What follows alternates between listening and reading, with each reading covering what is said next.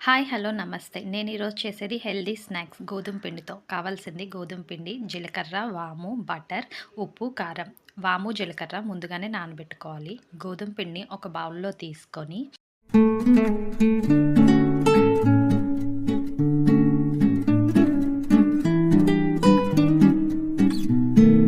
తగినంత ఉప్పు, కారాన్ని కూడా వేసుకోవాలి. మొత్తం అంతా కలిసేలాగా కలుపుకోవాలి. బటర్, జీలకర్ర, వాము నానబెట్టుకున్న దాన్ని వేసుకొని బాగా మెత్తగా చపాతీ పిండిలా కలుపుకోవాలి. వీడియోలో చూపించినట్టు చపాతీ పిండిలా మెత్తగా కలుపుకోవాలి.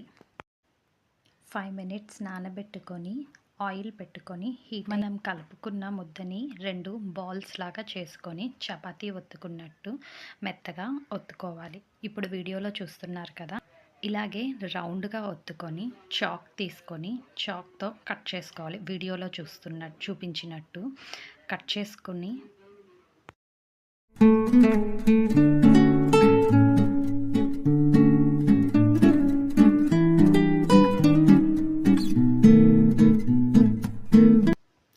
ఆయిల్ని హీట్ చేసుకొని కట్ చేసుకున్న ముక్కల్ని మనం ఆయిల్లో వేసుకొని వేయించుకోవాలి. వీడియోలో చూస్తున్నట్టు బ్రౌన్ కలర్ వచ్చే వరకు వేయించుకోవాలి. వేయించుకొని పక్కన తీసి healthy tasty snacks ready. Healthy snacks ready. Please like, share and subscribe. Bye.